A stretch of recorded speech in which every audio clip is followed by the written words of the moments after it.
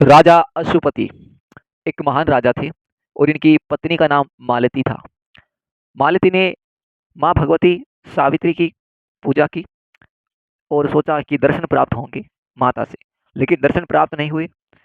तो फिर राजा अश्वपति ने मन में विचार किया कि अब वन की तरफ चलना चाहिए हमें।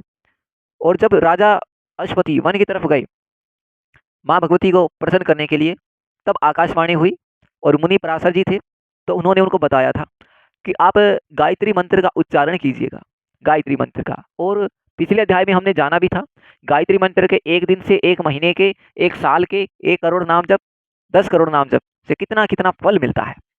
और फिर इसी प्रकार जो मुनि पराशर जी थे, उन्होंने पूजा के विधान, गायत्री मंत्र किस प्रकार करना चाहिए, किस दिशा में करना चाहिए और क्या-क्या नियम, क्या-क्या सावधानियां हैं, ये हमने जाना था पिछले अध्याय में। तो उसी प्रकार जो राजा अश्वपति है, तो उनका फल है, फल मिलता है उसको वरदान के रूप में। माँ भगवती सावित्री उनको दर्शन देती है। और इस अध्याय में राजा अश्वपति और सावित्री की उपासना, फल स्वरूप में उनको सावित्री नामक एक कन्या है। तो कन्या की उत्पत्ति होती है। आपने काफी बार सुना भी होगा सत्यवान और सावित्री के बारे में, जहां पर यमराज जी का भी बातचीत हुई थी, संवाद हुआ था यमराज का भी। तो ऐसा ही इसी कथा में आपको सुनने को मिलेगा। भगवान नारायण क्या कहते हैं कि नारद, जब राजा अश्वपति ने विधि पूर्वक भगवती सरस सावित्री की पूजा करके इस स्तोत्र का जब पाठ किया, तब देवी उनके सामने प्रकट हो जाती है और उनका श्री विग्रह ऐसा प्रकाशमान था मानो हजारों सूर्य एक साथ उदय हो गए हो। साध्वी सावित्री तो अत्यंत प्रसन्न होकर हंसती हुई राजा अश्वपति से इस प्रकार कहती है, बोली मानो जैसे कि माता अपने पुत्र से बात कर रही हो, इस प्रकार से। उस समय देवी सावित्री की प्रभा से चारों जो दिशाएं हैं, पूर्व पश्चिम उत्तर दक्षिण, सभी उत्साहित हो रही थी। देवी सावित्री ने कहा, महाराज, तुम्हारे मन की जो अभिलाषा है उसे मैं सब जानती हूँ। तुम्हारी पत्नी के संपूर्ण मनोरथ हैं, वो मुझ में छिपे हुए हैं, नहीं है। कोई मुझ में ऐसा कोई मनोरथ नहीं है जो छिपे नहीं है। सब कुछ देने के लिए मैं निश्चित रूप से प्रस्तुत हूँ। राजन, तुम्हारी परम साध्वी रानी कन्या की अभिलाषा रखती है। तो पहले के युग में यही होता था कि जो पत्नी होती थी, तो वो ये रखती थी मन में इच्छा कि अगर संतान सुख हो जाए तो सही हो जाएगा। तो यही तो मन मालती का भी था और वो कन्या चाहती थी। और जो माँ भगवती है सावित्री को सब पता था, उनसे कुछ भी चीजें नहीं छुपी हुई थी और वह साध्वी, परम साध्वी रानी कन्या की अभिलाषा करती है। और तुम पुत्र चाहते हो, कर्म से दोनों ही प्राप्त होंगे। अब जो यहाँ पर राजा थे वो पुत्र चाहते थे, लेकिन जो रानी थी वह कन्या चाहती थी। तो माता ने कहा आपको दोनों ही प्राप्त होंगे। इस प्रकार जब कहा तो भगवती सावित्री ब्रह्मलोक में चली गई और राजा भी अपने महल में लौटकर चले आए। यहाँ समय के अनुसार पहले तो कन्या का जन्म होता है और फिर भगवती सावित्री की आराधना से उत्पन्न हुई लक्ष्मी जी की कला के स्वरूप उस कन्या का नाम राजा अश्वपति ने सावित्री रखा। वह कन्या समय के अनुसार शुक्ल पक्ष के चंद्रमा के समान प्रतिदिन बढ़ने लगी। समय पर वह उस सुंदरी कन्या ने नव यौवन के लक्षण प्रकट हो गए, जवान होने लग गई वो। धूमतेन सेन कुमार सत्यवान उसमें पति रूप में वर्ण किया, क्योंकि सत्यवान सत्यवादी, सुशील और नाना प्रकार के उत्तम गुणों से संपन्न था। तो इसी में चर्चा होती है सत्यवान की, जो कि धूमसेन कुमार सत्यवान इनका पूरा नाम है। धूमसेन सत्यवान पूरा पूरा नाम है इनका। तो पति रूप में इनका वर्ण करती है, क्योंकि ये राजा ऐसे थे, सत्यवान थे, सत्यवादी थे, नाना प्रकार के गुण। राजा ने रत्नमय भूषणों से अलंकृत करके अपनी कन्या को सावित्री सत्यवान को समर्पित कर दी। इतने अनेकों आभूषण से सज्जित होकर सब कुछ अपनी पुत्री सावित्री सत्यवान को समर्पित कर देते हैं। सत्यवान भी ससुर की ओर से मिले हुए बड़े भारी दहेज के साथ उस कन्या को लेकर अपने घर चले गए। 1 वर्ष जब बीतता है, तो बीतने के बाद सत्य पराक्रम में सत्यवान अपने पिता की आज्ञा के अनुसार बड़ा ही खुशी पूर्वक फल और ईंधन लाने के लिए अरण्य में गए। उनके पीछे पीछे सावित्री भी चली जाती है। देववश सत्यवान वृक्ष से गिरे और उनके प्राण परिहान कर गए। तो सत्यवान जब पिता की आज्ञा हुई तो फल और ईंधन लेने के लिए वन की ओर चले गए। जैसे ही वे पेड़ पर चढ़े और जब वे ऊंचे पेड़ पर चढ़े तो नीचे गिर गए, जिनसे कि उनके प्राण चले गए। यमराज ने उनके अंगुष्ठ सुदर्श जीवात्मा को सूक्ष्म शरीर से बांधकर यमपुरी ले जाने का अब प्रस्थान किया। तब साध्वी सावित्री भी उनके पीछे लग गई कि नहीं, ऐसा मैं बिल्कुल नहीं होने दूंगी। नहीं होने दूंगी। संयमनी पूरी स्वामी साधु श्रेष्ठ यमराज ने सुंदरी सावित्री को पीछे पीछे आते देख मधुर वाणी में कहा। अब यमराज ने देखा पीछे मुड़कर, ये तो इनकी पत्नी आ रही है, इनकी भार्या आ रही है। तो बड़ी ही मधुर वाणी में कहते यमराज ने कहा, धर्मराज ने कहा, अहो सावित्री, तुम इस मानव देह में से कहाँ जा रही हो? यदि पतिदेव के साथ जाने की अगर तुम्हारी इच्छा है तो पहले इस शरीर का त्याग करो। मृत्युलोक का प्राणी इस पंचभौतिक शरीर को लेकर मेरे लोक में नहीं आ सकता। नश्वर व्यक्ति नश्वर लोक में ही जाने का अधिकारी है। जिसने अपना शरीर त्यागा है या त्याग चुका है वो ही, त्यागना पड़ेगा शरीर पहले, तभी आप आ सकते हो। साध्वी, तुम्हारा पति सत्यवान भारतवर्ष में आया था, उसकी आयु अब समाप्त हो चुकी है, अतएव अपने किए हुए कर्म का फल भोगने के लिए अब वह मेरे लोक को जा रहा है। प्राणों की कर्म से ही जन्म लेता है। प्राणी है मनुष्य, वह जन्म से ही लेता है, और यहाँ पे आयु जब पूर्ण हो जाती है तो अपने कर्म का फल भोगने के लिए वह मेरे लोक को जा रहा है। प्राणी को कर्म से ही जन्म होता है और कर्म से ही प्राणी की मृत्यु होती है। सब सुख दुख भय शोक ये सब कर्म के अनुसार ही प्राप्त होते रहते हैं। कर्म के प्रभाव से जीव इंद्र भी हो सकता है। अपना उत्तम कर्म उसे ब्रह्मपुत्र तक बनाने में समर्थ है। तो इतनी ज्ञान की बातें शास्त्र में वर्णित है जो कि हमें ज्ञात अवश्य होनी चाहिए। पढ़ लेना ब्रह्मवैवर्त पुराण प्रकृति खंड में अध्याय नंबर 22 में। तो इसमें अपने शुभ कर्म की सहायता से प्राणी श्री हरि का दास बनकर जन्म आदि विकारों से मुक्त हो जाता है। जिसने भगवान श्री हरि का दास बन गया, जो भगवान श्री हरि का दास बन गया, तो समझ लेना वह इस जन्म विकारों सदा सदा के लिए जन्म मृत्यु के चक्कर से मुक्त हो जाता है। संपूर्ण सिद्धि अमर तत्व और श्री हरि के सालोक्य आदि 4 प्रकार के पद भी अपने शुभ कर्म से प्रभाव में मिल सकते हैं। देवता मनु राजेंद्र, शिव गणेश मुनिंद्र, तपस्वी क्षत्रिय वैश्य मलेच्छ सथावर, जंगम पर्वत राक्षस किन्नर अधिपति, वृक्ष पशु किरात, अत्यंत सूक्ष्म जंतु कीड़े दत्ते दानव तथा असुर, तो ये जो सभी बताए हैं ये 4 प्रकार के पद हैं जो कि शुभ कर्म के प्रभाव से मिल सकते हैं। तो इनमें यहाँ पर कहा गया है कि ये सभी योनियां प्राणी को अपने कर्म के अनुसार प्राप्त होती हैं। अब मनुष्य जैसा कर्म करता है, जैसा वह सोचता है, वैसा ही उसको फल मिलता है। श्रीमद् भगवद गीता जब आप देखोगे तो आपको एक चित्र नजर आएंगे, जहां पर जब एक बच्चा होता है, जन्म लेता है, फिर वह थोड़ा बड़ा होता है, फिर और बड़ा होता है, फिर और बड़ा होता है, फिर यौवन हो जाता है, फिर वृद्ध हो जाता है, फिर हड्डियों का ढांचा बनकर रह जाता है, इस प्रकार से। और जहां पर उसमें चित्र में ये भी बताए गए हैं मनुष्य क्या सोचता है। अगर मनुष्य मांस मदिरा ये सेवन करता है तो उसी प्रकार की उसकी सोच हो जाएगी, उसी प्रकार से, और जिस प्रकार से उसकी सोच होगी उसी प्रकार से उसको उसी प्रकार का जन्म मिलेगा। अगर किसी मनुष्य की सोच अगर भागवतिक है, भगवत कथा, भगवान नाम चिंतन, सत्संग, नाम जप, कीर्तन, सब कुछ भगवत नाम, अपना जीवन जो पूरा जो 100 वर्ष का है संपूर्ण जीवन समर्पित करता है भगवान के चरणों में, तो फिर उसका जीवन क्या होगा? तो फिर उसका कोई जीवन नहीं होगा, उसको जीवन उसका जन्म नहीं होगा, क्योंकि वह भगवान के परम धाम पहुंच जाएगा सदा सदा के लिए। जरा और मृत्यु, जन्म और मृत्यु का जो ये चक्र है ये सदा सदा के लिए समाप्त हो जाएगा।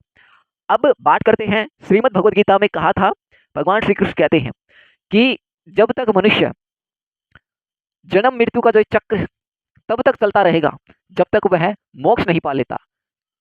इससे कुछ भी फर्क नहीं पड़ता कि वह किस जाति से है, उसका धर्म क्या है, ये सब अगर फर्क पड़ेगा सिर्फ उसके कर्म से। अगर उसके कर्म अच्छे हैं तो वो मेरे धाम आएगा।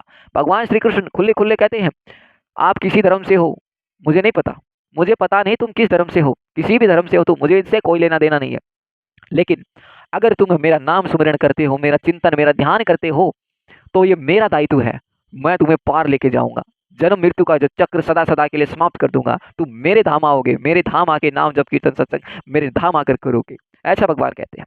और इस प्रकार सावित्री कहकर यमराज से मौन हो जाते हैं। तो भगवान नारायण कहते हैं, मुने, पतिव्रता सावित्री ने जब यमराज की बात सुनी तो परम भक्ति के साथ उनका सतावन किया। फिर पूछने लगी। सावित्री ने पूछा, भगवान कौन कार्य है, किस कर्म के प्रभाव से क्या होता है, और कैसे फल में कौन कर्म हेतु है, कौन देह है यानी शरीर है, कौन देही है, अथवा शरीर में संसार में प्राणी किसकी प्रेरणा से कर्म करता है। ज्ञान बुद्धि शरीरधारियों के प्राण इंद्रियों उनके लक्षण, देवता भोक्ता भोजिता भोज निष्कर्ती तथा जीव और परमात्मा, ये सब कौन है और क्या है, इन सब का आप हमें परिचय दीजिए, कितनी कृपा करे प्रभु। तो धर्मराज कहते हैं, बोले धर्मराज साध्वी सावित्री, कर्म दो प्रकार के हैं। एक मैं आपको एक कहानी सुनाता हूँ। जब हम छोटे थे तो इतना हमें शास्त्रों के बारे में ज्ञान नहीं था, ना हमें शास्त्रों का पढ़ा था, लेकिन भगवान शिव की हमने पूजा की थी। तो फिर कथा के द्वारा तो यही पता चलता था, या गाँव के इधर-उधर जाते थे जब सुनते थे सत्यवान सावित्री की कहानी। तो इतनी जो शास्त्रों में जो पूरी जानकारी दी हुई बातें हैं, ये कोई नहीं बताता था, और इसलिए नहीं बताता था, शायद उनको जानकारी नहीं थी इस बारे में। सिर्फ सत्यवान सावित्री के बारे में इतना ही पता था लोगों को कि सत्यवान था, सदा सत्य बोलता था, सावित्री उनकी पत्नी थी। ऐसे उनके प्राण चले गए और फिर यमराज जी से बहस हो गई, और यमराज जी से बहस होने के बाद प्राण लौटाने पड़े यमराज जी को। इतना ही सुना था और इतना ही जानते थे लोग। तो धर्मराज कहते हैं कि कर्म दो प्रकार के हैं, शुभ और अशुभ। वेदोक्त कर्म शुभ होते हैं, इनसे के प्रभाव से प्राणी कल्याण के भागी होते हैं। वेद में जिसका कोई भी स्थान नहीं है वह अशुभ कर्म है, यानी नरक प्रदय, नरक को भोगने वाला वह कर्म है। भगवान विष्णु की जो संकल्प रहित एहुत की सेवा की जाती है उसे कर्म निर्मल रूपा कहते हैं, और ऐसी ही सेवा हरि भक्त प्रदान करती है। कौन कर्म के फल को भोगता है, अब कैसा किस किसका कर्म है, किसका फल कैसा कैसा फल भोगता है, कौन निर्लिप्त, इसका उत्तर है। अब श्रुति का जो ये वचन है, ये श्री हरि का जो भक्त है वह मनुष्य मुक्त हो जाता है। जो भगवान श्री हरि का भक्त है वह मुक्त हो जाता है। जैसे हिरण्यकश्यप का पुत्र प्रहलाद असुर योनि में जन्म अवश्य लिया, प्रभु का नाम जब सदा नाम जिह्वा पर रहता था। कितनी भारी से भारी विपदा आए, कितने भारी से भारी दंड आए, प्रभु का नाम नहीं हटना चाहिए, ये बस सोच लिया था, तब प्रभु में वो लीन हो गए। भगवान विष्णु की जो संकल्प अहेतु की सेवा की जाती है उसे कर्म निर्मल रूपा कहते हैं। ऐसी सेवा हरि भक्त प्रदान करती है। कौन कर्म के फल को भोगता है, कौन निर्लिप्त, इसका उत्तर यह है। अब श्रुति का यह वचन है, जो हरि का भक्त है वह मनुष्य मुक्त हो जाता है जन्म, मृत्यु, जरा, व्याधि, शोक और भय से, और उस पर अपना प्रभाव नहीं डाल सकते। साध्वी, श्रुति में मुक्ति पर दो प्रकार की बताई गई है। तो मुक्ति है दो प्रकार की बताई गई है, जो है सर्वसम्मत। एक को निर्वाण प्रदा कहते हैं और दूसरी को हरि भक्ति प्रदा। अब दोनों में अंतर क्या है सुनिए। मनुष्य इन दोनों के ही अधिकारी है। वैष्णव पुरुष हरि भक्ति स्वरूपा मुक्ति चाहते हैं, और अन्य जो साधु जन है वे निर्वाण प्रदा मुक्ति की इच्छा रखते हैं। कर्म का जो बीज स्वरूप है वही सदा फल प्रदान करने वाला है। कर्म कोई दूसरी वस्तु नहीं है, भगवान श्री कृष्ण भगवान का ही स्वरूप है। वे भगवान प्रकृति से परे हैं, कर्म भी इन्हीं से होता है क्योंकि वे इससे हेतु रूप है। जीव कर्म का फल भोगता है, आत्मा तो सदा निर्लिप्त ही है। जैसे भगवत गीता में कहा गया था उसी प्रकार से देही आत्मा का प्रतिबिंब है, वही जीव है। देह तो सदा सदा से नश्वर है। पृथ्वी, तेज, जल, वायु और आकाश, ये पांच भूत होते हैं, इसके उपादान है। परमात्मा की सृष्टि कार्य में सूत्र रूप है। कर्म करने वाला जीव देही है, जो कर्म करता हुआ देही है, वही भोगता और अंतर्यामी रूप में बोधिता भी है। सुख और दुख के साक्षात स्वरूप वैभव का ही दूसरा नाम भोग है। निष्कृति मुक्ति को ही कहते हैं। सत संबंधी विवेक के आदि कारण का नाम ज्ञान है। अब इस ज्ञान के अनेक भेद हैं, घटपट आदि विषय तथा उनका भेद ज्ञान के भेद के कारण कहा जाता है। विवेचनमयी शक्ति को बुद्धि कहते हैं। अब श्रुति में ज्ञान बीज नाम से इनकी प्रसिद्धि हुई है। वायु के ही विभिन्न रूप प्राण हैं, इन्हीं के प्रभाव से प्राणियों के शरीर में भक्ति का संचार होता है। किसके प्रभाव से? वायु के प्रभाव से। और वायु क्या है? प्राण है। जो इंद्रियों में प्रमुख परमात्मा का अंश, संस्यात्मक कर्मों का प्रेरक और प्राणियों के लिए दुनिवार्य, अनिरूपीय, अदृश्य और बुद्धि का एक भेद है, उसे मन कहा गया है। अब पांच जो ये बताए गए हैं, अग्नि, वायु, पृथ्वी, आकाश, जल, पांच पंचभूतों से बना है और इन्हीं को कहा गया है, उसे मन कहते हैं। यह शरीरधारियों का अंग, संपूर्ण कर्मों का प्रेरक है। यही इंद्रियों के विषयों में लगता है और दुखी बनाने के कारण शत्रु रूप का हो जाता है। जब हमें कोई दुख आता है तो लगता है भाई शत्रु लगने लगता है फिर हमको ये। और फिर यहाँ पर सत्कार्य में लगाकर सुखी जीवन बनाने के कारण मित्र रूप में है। अगर किसी सत्कार्य को ऐसा करे जिससे हमें सुख पहुंचाए तो यही हमें सबसे बड़ा मित्र लगता है। आंख, कान, नाक, त्वचा और जिह्वा, ये सब क्या है? ये सब इंद्रियां हैं। सूर्य, वायु, पृथ्वी और वाणी इंद्रियों के देवता कहे गए हैं। जो प्राण एवं देहादि को धारण करता है उसकी जीव संख्या है। प्रकृति से परे जो सर्वव्यापी निर्गुण है वो कौन है? ब्रह्मा है, ब्रह्मा। और उन्हीं को क्या कहते हैं? परमात्मा। ये कारणों के भी कारण है, वे स्वयं भगवान श्री कृष्ण है। वैसे तुमने जो कुछ पूछा था वैसे मैंने शास्त्र के अनुसार आपको बतलाया। तो किस प्रकार पंचभूत से जो मन है, कर्म है, वायु, प्राण, ये सब किस प्रकार से होते हैं, ये सब बतला दिया है मैंने आपको। और भगवान श्री कृष्ण के द्वारा बताए गए जो दो कर्म, शुभ और अशुभ कर्म, कि शुभ कर्म को कौन भोगता है, शुभ कर्म को कौन भोगता है, सब बता दिया मैंने आपको। तो यह विषय ज्ञानियों के लिए परम ज्ञान में है, अब तुम सुखपूर्वक यहाँ से लौट जाओ। तो सावित्री कहती है, प्रभु अब ज्ञान के अथाह समुद्र है, ज्ञान के अथाह समुद्र है, अब मैं इन अपने प्राणनाथ और आपको छोड़कर कैसे और कहाँ पे जाऊं। मैं जो जो बातें पूछती हूँ उसे आप मुझे बताने की कृपा करें। जीव किस कर्म के प्रभाव से किन किन योनियों में जाता है। पिताजी, कौन कौन कर्म स्वर्गप्रद है और कौन नरकप्रद, यानी कि कौन सा ऐसा कर्म है जो कि स्वर्ग की ओर ले जाता है और कौन ऐसा कर्म है जो नरक की ओर ले जाता है। किस कर्म के प्रभाव से प्राणी मुक्त होता है तथा हरि में भक्त उत्पन्न करने के लिए कौन सा कर्म धारण करता है। किस मार्ग में, किस कर्म में फलस्वरूप प्राणी रोगी हो जाता है, ऐसा कौन सा वह कर्म करता है कि उसके फलस्वरूप उसको रोगी रोगी मिलता है, रोग धारण करने को मिलता है। और किस कर्म फल से वह निरोगी हो जाता है। दीर्घजीवी और अल्पजीवी होने से कौन कौन से कर्म प्रेरक है। किस कर्म के प्रभाव से प्राणी सुखी होता है और किस कर्म के प्रभाव से दुखी होता है। किस कर्म से मनुष्य अंगहीन, एकाक्ष, बधिर, अंधा, पंगु, उन्मादी, पागल और अत्यंत लोभी और नरघाती होता है। और सिद्धि और सौलक्यदि मुक्ति प्राप्त होने से कौन सा कर्म सहायक है। किस कर्म के प्रभाव से प्राणी ब्राह्मण होता है और किस कर्म के प्रभाव से तपस्वी। स्वर्ग आदि भोग प्राप्त करने वाले कौन सा कर्म साधन है। किस कर्म से प्राणी वैकुंठ में जाता है। ब्राह्मण, गोलोक, निरामय और संपूर्ण स्थानों में जो उत्तम धाम है, किस कर्म के प्रभाव से उसकी प्राप्ति हो सकती है। कितने प्रकार के नरक हैं और उनकी कितनी संख्या है और उनके क्या क्या नाम है। कौन किस नरक में जाता है और कितने समय तक वहां यातना भोगता है। किस कर्म के फल के पापियों से शरीर में कौन सी व्याधि उत्पन्न होती है। भगवान, ये जो मेरे प्रश्न है, इन सब प्रश्नों के उत्तर देने की आप कृपा करें। तो